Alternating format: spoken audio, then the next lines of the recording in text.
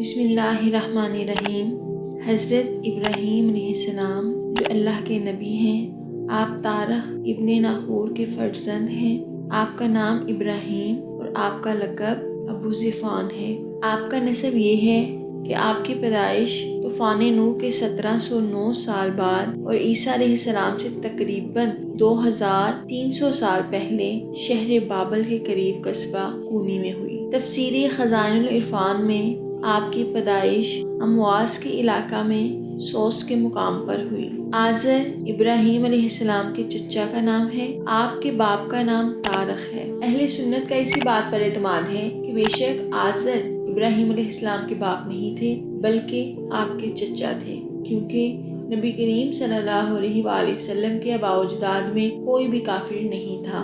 نبی کریم صلی اللہ علیہ وآلہ وسلم کا ارشاد گرامی ہے کہ میں ہمیشہ پاک پشتوں سے پاک رحموں کی طرف منتقل ہوتا رہا۔ معزز سامعین، محمد بن کعب، قتادہ، مجاہدہ اور حسن رضی اللہ تعالی عنہم وغیرہ سے مروی ہے کہ بے شک ابراہیم علیہ السلام ہمیشہ اپنے چچا آزر کے لیے دعائے مغفرت کرتے رہے یہاں تک کہ وہ مر گیا۔ اس کے مر جانے کے بعد آپ پر واضح ہو گیا کہ وہ تو حالت کفر میں مر گیا۔ کافر تو اللہ کا دشمن ہے، اس کے لیے تو دعا کرنے کا کوئی مقصد نہیں، تو آپ نے اس کے لیے دعائے مغفرت کرنا چھوڑ دی اور اس سے بیزاری اختیار کر لی۔ جیسا کہ قرآن پاک میں بھی اللہ رب العزت نے ارشاد فرمایا، ابراہیم کا اپنے باپ چچا آزر کی بخشش چاہنا وہ تو نہ تھا مگر ایک وعدے کے سبب جو اس سے کر چکا تھا۔ پھر جب ابراہیم پر واضح ہو گیا کہ وہ اللہ کا دشمن ہے تو اس سے تعلق توڑ دیا۔ اس آیت میں ابی سے مراد آزر ہے۔ ابراہیم علیہ السلام نے ایک وعدے کے پیش نظر اس کے لیے دعائے مغفرت کی، کیونکہ آپ نے ایک مرتبہ آزر کو کہا تھا میں اپنے رب سے تیری مغفرت کی دعا کروں گا۔ دوسری وجہ یہ تھی کہ ایک مرتبہ آزر نے بھی حضرت ابراہیم علیہ السلام سے ایمان لانے کا وعدہ کیا تھا۔ آیت کریمہ کی شان نزول یہ ہے کہ حضرت علی المرتضیٰ رضی اللہ تعالی عنہ سے مروی ہے، جب یہ آیت نازل ہوئی سأستغفر لک ربی، میں تمہارے لیے اپنے رب سے مغفرت طلب کروں گا، تو میں نے سنا کہ ایک شخص اپنے والدین کے لیے دعائے مغفرت کر رہا ہے باوجود یہ کہ وہ دونوں مشرک تھے، تو میں نے کہا تو مشرکوں کے لیے دعائے مغفرت کرتا ہے؟ اس نے کہا کہ ابراہیم نے آزر کے لیے دعا نہ کی تھی، وہ بھی تو مشرک تھے۔ یہ واقعہ میں نے سید عالم صلی اللہ علیہ وآلہ وسلم سے عرض کیا تو آپ صلی اللہ علیہ وآلہ وسلم نے فرمایا حضرت ابراہیم علیہ السلام کا استغفار کرنا اس کے اسلام لانے کی امید پر تھا جس کا آزر نے آپ سے وعدہ کیا تھا۔ آپ نے آزر سے استغفار کرنے کا وعدہ کیا تھا، جب وہ امید ختم ہو گئی آپ نے اس سے تعلق توڑ لیا اور اس کے لیے دعائے مغفرت کرنا بھی چھوڑ دیا۔ آزر آگ کے چنگارے سے مر گیا اور حضرت ابراہیم علیہ السلام نے اس کے بعد اس کے لیے کوئی دعا نہیں کی۔ آگ کے واقعے کے بعد ابراہیم علیہ السلام نے شام کی طرف ہجرت کی، پھر مصر میں داخل ہوئے اور ایک جابر بادشاہ کا واقعہ درپیش آیا اور حضرت ہاجرہ آپ کو ملی۔ پھر آپ کو اللہ تعالیٰ نے حکم دیا کہ ہاجرہ اور اس کے بیٹے اسماعیل کو کعبہ کے پاس چھوڑ دو۔ آپ نے جب اپنے بیٹے اور زوجہ کو وہاں چھوڑا جہاں مکہ مکرمہ آباد ہے تو وہاں آپ نے کچھ دعائیں فرمائی، جن میں سے ایک دعا یہ بھی تھی ربنا اغفر لی ولوالدی، اے ہمارے رب میرے والدین کی مغفرت فرما۔ اب اس سے یہ بات روز روشن کی طرح واضح ہو گئی، آپ نے اللہ کے جس دشمن کے لیے دعا کرنا چھوڑ دیا تھا وہ آپ کا چچا آزر ہے جسے باپ سے تعبیر کیا گیا۔ اس دعا کو چھوڑنے کے کتنے عرصے بعد آپ نے اپنے والدین کے لیے دعائے مغفرت کی، وہ آپ کا حقیقی باپ ہے۔ اگر آزر جو کافر اور اللہ کا دشمن ہے وہی آپ کا حقیقی باپ ہے، اس سے بیزاری کے بعد اس کے لیے دعا کرنے کا کیا مطلب ہے؟ معزز سامعین، حضرت ابراہیم علیہ السلام کو زمین و آسمان کی ملکوت کا مشاہدہ کرایا گیا، جیسا کہ قرآن پاک میں ارشاد ہے وَكَذَلِكَ نُرِي إِبْرَاهِيمَ مَلَكُوتَ السَّمَاوَاتِ وَالْأَرْضِ وَلِيَكُونَ مِنَ الْمُوقِنِينَ، اور اسی طرح ہم ابراہیم کو دکھاتے ہیں ساری بادشاہی آسمانوں اور زمین کی، اور اس لیے وہ عین الیقین والوں میں سے ہو جائے۔ ملکوت کا معنی عظیم بادشاہی اور سلطنت قاہرہ، یعنی آپ کو زمین و آسمان کی تمام اشیاء کا مشاہدہ کرا دیا گیا، یہاں تک کہ سورج، چاند، پہاڑ، درخت اور دریا تمام چیزوں کے حقائق کو آپ نے دیکھا اور تمام روئے زمین اور آسمانوں کا مشاہدہ کیا، یعنی آپ علیہ السلام کو تمام نشانیاں، تمام عجائبات دکھائے گئے۔ بے شک آپ پر 7 آسمان منکشف ہو گئے تو آپ علیہ السلام نے آسمانوں کی جمیع اشیاء کو دیکھا، یہاں تک کہ آپ کی نظر عرش الہی تک پہنچی۔ اس طرح آپ پر 7 زمینیں منکشف کر دی گئی، یعنی کھول دی گئی، اور آپ نے زمینوں کی ہر چیز کو دیکھا۔ معزز سامعین، حضرت علی کرم اللہ وجہ کریم سے روایت ہے، رسول اللہ صلی اللہ علیہ وآلہ وسلم نے فرمایا، جب ابراہیم علیہ السلام نے زمین و آسمان کی بادشاہیوں کا مشاہدہ کر لیا تو آپ نے ایک شخص کو گناہ کرتے ہوئے دیکھا، یعنی جو کہیں دور دراز چھپ کر معصیت میں مبتلا تھا، لیکن آپ نے اس کا مشاہدہ کر لیا تو آپ نے اس کے خلاف دعا فرمائی، رب تعالیٰ نے اسے ہلاک کر دیا۔ پھر ایک دوسرے آدمی کی معصیت پر مطلع ہوئے تو آپ نے اس کے خلاف بھی دعا فرمائی، اللہ رب العزت نے اس کو بھی ہلاک کر دیا۔ پھر آپ ایک اور شخص سے گناہ پر مطلع ہوئے تو آپ نے اس کے خلاف دعا کرنے کا ارادہ ہی کیا کہ اللہ تعالیٰ نے آپ کو منع فرما دیا کہ اے ابراہیم، آپ مستجاب الدعوات ہیں، میرے بندوں کی ہلاکت کی دعا نہ کریں، کیونکہ میرے بندے 3 قسم کے ہیں، یا تو گناہ گار ہوں گے لیکن توبہ کر لیں گے، ان میں سے ان کی توبہ قبول کروں گا، یا وہ خود تو گناہ گار ہی رہیں گے لیکن ان کی اولاد ایسے نیک لوگ ہوں گے جو زمین کو تسبیحات سے بھر دیں گے، یعنی اللہ تعالیٰ کی حمد و ثنا، تسبیح و تہلیل اتنی زیادہ کریں گے کہ ان کے فیضان سے اور لوگ بھی اللہ کے ذکر میں مشغول ہو جائیں گے، یا وہ لوگ گناہ کے حال میں ہی مر جائیں گے اور میرے قبضہ قدرت میں ہوں گے۔ اس کے بعد میری مرضی کی بات ہے کہ میں ان کو معاف کر دوں یا سزا دوں۔ سبحان اللہ، جب حضرت ابراہیم علیہ السلام کے علم کا یہ مقام ہے تو سید الانبیاء حبیب کبریا محمد مصطفیٰ صلی اللہ علیہ وآلہ وسلم کے علم کا کیا عالم ہی ہوگا، جبکہ جمیع انبیاء کرام کا مجموعی علم بھی نبی کریم صلی اللہ علیہ وآلہ وسلم کے علم کے مقابل ایک قطرہ کی مثال ہے، اور آپ کا علم سمندر کی مثال ہے۔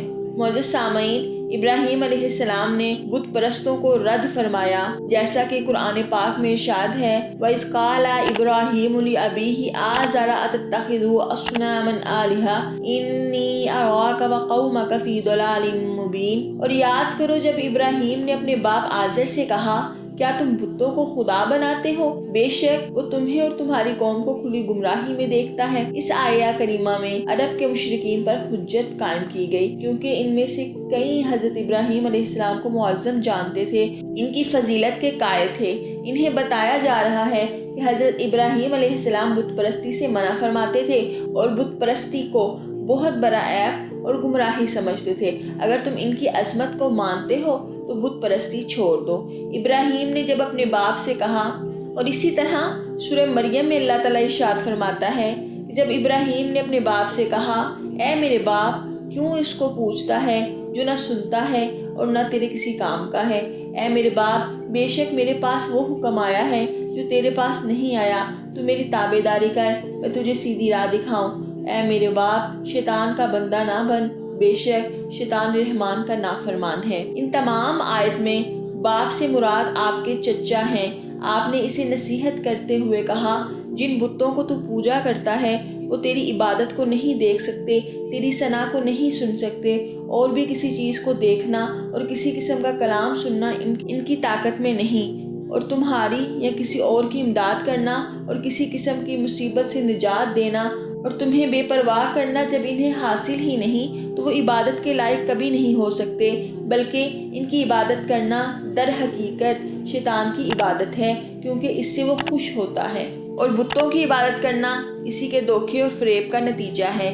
اس لیے تم شیطان کی عبادت چھوڑ دو، کیونکہ شیطان اللہ تعالیٰ کا نافرمان ہے، وہ خود تو مردود ہو چکا اور دوسروں کو بھی بھٹکانے میں ہر وقت کوشش میں لگا رہتا ہے۔ وہ تو چاہتا ہے کہ کوئی نہ کوئی میرے دامن فریب میں پھنس کر اللہ تعالیٰ سے دور ہو جائے اور اس کے عذاب کا مستحق بن جائے۔ معزز سامعین، جیسے کہ سورہ شعراء میں ہے، اور ان پر ابراہیم کی خبر پڑھو جب اس نے اپنے باپ اور اپنی قوم سے فرمایا، تم کیا پوجتے ہو؟ بولے، ہم بتوں کو پوجتے ہیں، پھر ان کی پوجا میں مصروف رہتے ہیں۔ پھر فرمایا، کیا وہ تمہاری سنتے ہیں یا تم پکارو یا تمہارا کچھ اور بھلا کرتے ہو؟ بولے، بلکہ ہم نے تو اپنے باپ دادا کو ایسے کرتے پایا۔ فرمایا، کہ تم دیکھتے ہو جنہیں پوج رہے ہو، تم اور تمہارے اگلے باپ دادا بے شک وہ سب میرے دشمن ہیں، مگر پروردگار عالم، وہ جس نے مجھے پیدا کیا تو وہی مجھے ہدایت دے گا، اور وہی مجھے کھلاتا ہے اور وہی پالتا ہے، اور جب میں بیمار ہوتا ہوں تو وہی مجھے شفا دیتا ہے، وہی مجھے وفات دے گا، پھر مجھے زندہ کرے گا۔ اس آیہ مبارکہ میں حضرت ابراہیم علیہ السلام کا ذکر خیر کیا جا رہا ہے، کیونکہ آپ علیہ السلام قریش کے جد اعلیٰ اور کعبہ کے بانی تھے۔ قریشیوں کو آپ علیہ السلام کی نسل ہونے پر بڑا ناز تھا، اس لیے ان کے سامنے آپ کے عقائد بیان فرمائے جا رہے ہیں تاکہ حضرت ابراہیم علیہ السلام کو جد اعلیٰ کہنے والے اور ان سے نسبت پر فخر کرنے والے حضرت ابراہیم علیہ السلام کے رب اکبر پر بھی ایمان لائیں۔ جس طرح آپ کا دامن کفر و شرک سے بالکل پاک تھا، اسی طرح یہ بھی اپنے داغوں کو دور کر کے توحید خالص اختیار کریں۔ معزز سامعین، حضرت ابراہیم علیہ السلام کے سمجھانے کا کتنا پیارا انداز ہے۔ ان سے ہی ان کے معبودوں کی بے بسی کا اعتراف کیا جا رہا ہے، جب وہ ان باتوں کا انکار نہ کر سکے کیونکہ ان کے بت سننے، نفع نقصان پہنچانے سے قاصر تھے، تو یہ کہہ کر اپنا دفاع کرنے لگے کہ ہمارے باپ دادا ایسا ہی کیا کرتے تھے، اسی لیے ہم ان کے طریقوں سے ہٹنے کے لیے کسی وقت بھی تیار نہیں ہوں گے۔ آپ علیہ السلام محبت بڑے طریقہ سے انہیں سمجھاتے ہیں کہ نادان نہ بنو، بے جا ضد اچھی نہیں، اندھی تقلید کے نتائج بڑے خطرناک ہیں۔ تم دنیاوی معاملات میں جب عقل و فہم کو استعمال کرتے رہتے ہو تو زندگی کے اس بنیادی مسئلہ میں سوچنے کا وقت آئے تو تم اپنی سوچ کا چراغ گم کر دو، یہ تو اچھی بات نہیں ہے۔ پھر آپ علیہ السلام نے فرمایا، ان اندھے بہرے بتوں کے متعلق جنہیں تم پوجتے ہو، میں انہیں اپنا دشمن اور بدخواہ سمجھ رہا ہوں۔ میری بندگی کا تعلق صرف اس معبود برحق کے ساتھ ہے جو کائنات کی ہر چیز کو اس کے مرتبہ کمال تک پہنچاتا ہے، اس کی ساری ضروریات بھی مہیا کرتا ہے، ان کی نشو و نما کے لیے جو وسائل ضروری ہوتے ہیں ان کو بہم پہنچاتا ہے۔ ان کے اندھے بہرے معبودوں کے مقابلے میں رب العالمین جو ہر چیز کو مرتبہ کمال تک پہنچانے والے کی صفت ہے۔ آپ نے یہ بھی فرمایا یہ بت تمہارے دشمن ہیں، بلکہ فرمایا یہ میرے بھی دشمن ہیں۔ ناصح کریم کا انداز نصیحت ایسا ہی ہوتا ہے، وہ براہ راست دوسروں پر حملہ نہیں کرتا بلکہ اپنی ذات سے آغاز کرتا ہے۔ اس طرح اشارتاً کلام کرنا ظاہر کلام کرنے سے موثر ہے۔ معزز سامعین، جب ابراہیم نے اپنے چچا آزر اور اپنی قوم کو کہا کہ تم کس کو پوجتے ہو، کیا بہتان سے اللہ تعالیٰ کے بغیر اور خدا چاہتے ہو، تو تمہارا کیا گمان ہے کہ رب العالمین پر، یعنی جب تم اس کے سودا دوسروں کو بیچو گے تو کیا وہ تمہیں بے عذاب چھوڑ دے گا، باوجود تم جانتے ہو وہی تمام عبادتوں کا صحیح مستحق ہے۔